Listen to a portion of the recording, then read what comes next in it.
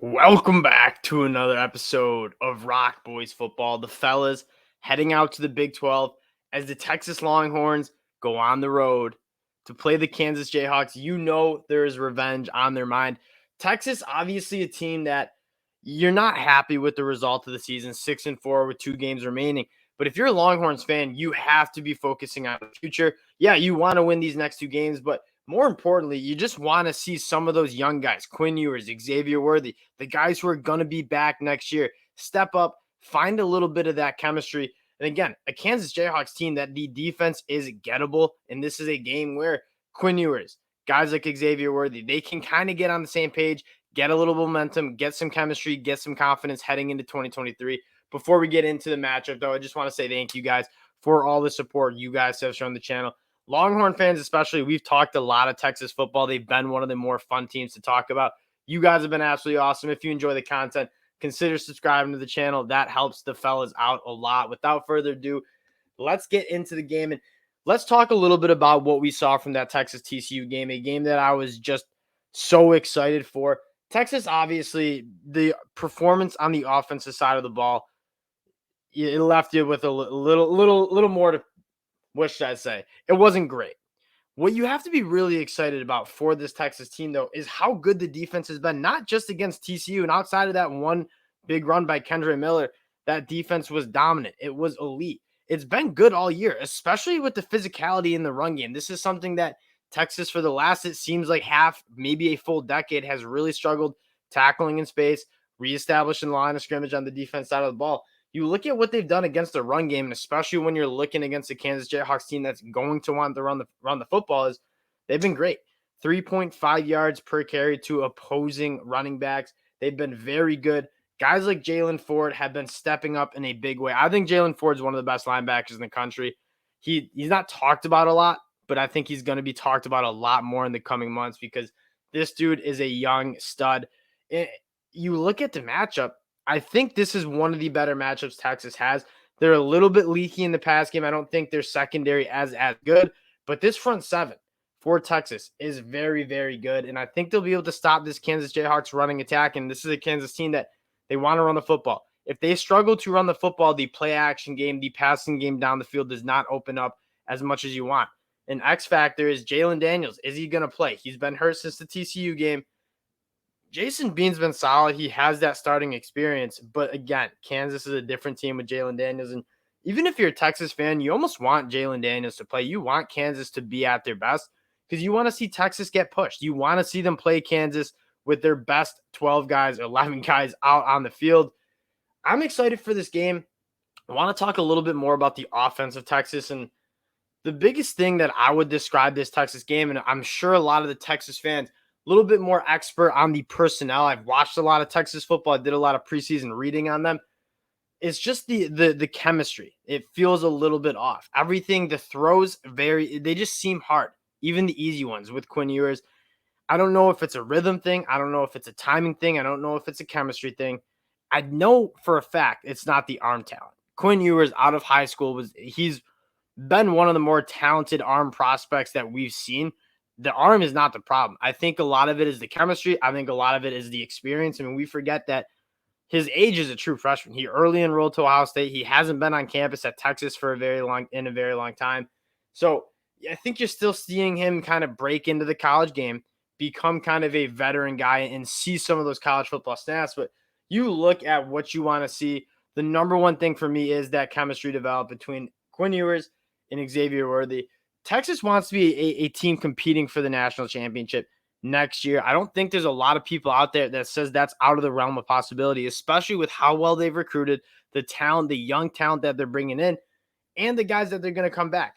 What the most important thing I want to see is in something you see all the time with national championship caliber teams is that battery with a quarterback and elite wide receiver. Texas has the potential to have that. Quinn Ewers has not looked great this season. That being said, we all know the potential he has. And Xavier Worthy, he's one of the best wide receivers in the whole entire country. Again, as a Michigan fan, I thought he was going to go to Michigan. He was a lock to go to Michigan. He was committed to Michigan. He ends up flipping, going to Texas. And, I mean, they hit it out of the park. And Xavier Worthy's a guy that when he puts it together with Quinn Ewers, that's a potential game-changing battery you have with Quinn Ewers and Xavier Worthy. That's kind of what, if you're a Texas team, like that's what you want to see. Now, getting more towards how they match up against the Kansas Jayhawks, again, on defense, Kansas wants to run the football. Texas has been very, very good stopping the run. On the flip side, Kansas, not very good at stopping the run, allowing over 4 yards per carry to opposing running backs. What's basically the one thing that really has worked for Texas is the run game. Bijan Robinson, arguably the best player in college football, behind an offensive line that is improving. And it's young, but it's very good. They're going to be able to run the football. I'm going to guess you're going to want to see Coach Sark get that throwing game, that passing game a little bit better. Guys like Jordan Whittington, Jatavion Sanders, Xavier Worthy, have them step up a little bit. What Kansas is going to want to do is run the football. They have guys like Devin Neal is a very, very good football player. You have an athletic quarterback, whether it's Jason Bean, whether it's Jalen Daniels, that puts a lot of stress on that front seven. Texas was able to stop it against TCU. And again, outside of that one carry for Kendre Miller, that TCU offense with an athletic quarterback like Max Duggan was held in check.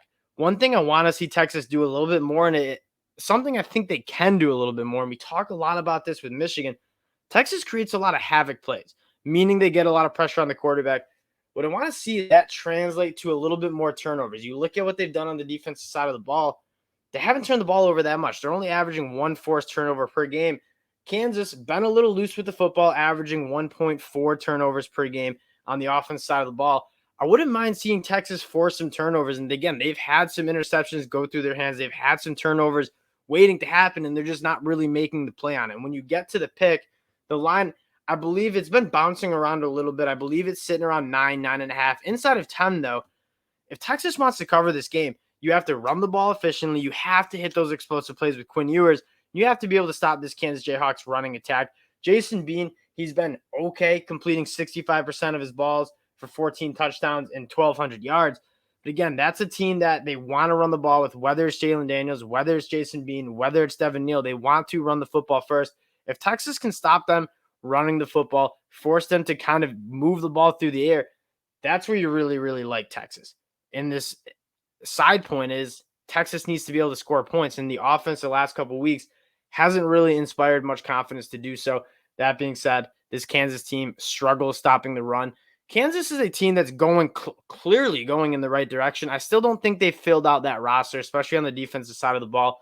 They have some playmakers. They actually have a couple of guys that I really like. When you look at guys like Rich Miller, Kenny Logan, Lonnie Phelps is a very, very good football player up front.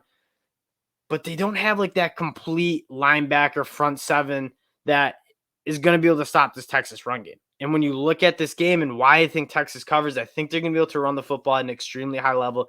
Again, Bijan Robinson, Roschon Johnson, they're going to get it going. I think Quinn Ewers hopefully puts it together. He's a guy that's only going to get better. TCU is a very good defense. They struggle a little bit. Kansas is a much more gettable defense that's allowing over 400 yards per game, over 30 points per game. I think Texas is going to be able to run it up. I just don't know if Kansas will be able to score enough points to keep this game within 10. I like the Longhorns here inside of 10. Then again, Kansas, they can be competitive. It's going to be a fun one. I think there's going to be a lot of points. If I had to guess, we're going to see maybe like a 40-28 game, 40-24 game. I think Texas comes out on top. Most importantly, for the Texas fans, you want to see them get a little bit more traction with those young guys. That'll do it for the review again, guys. We appreciate all the support. If you do like the content, consider subscribing to the channel. We appreciate the support, and we'll talk to y'all later.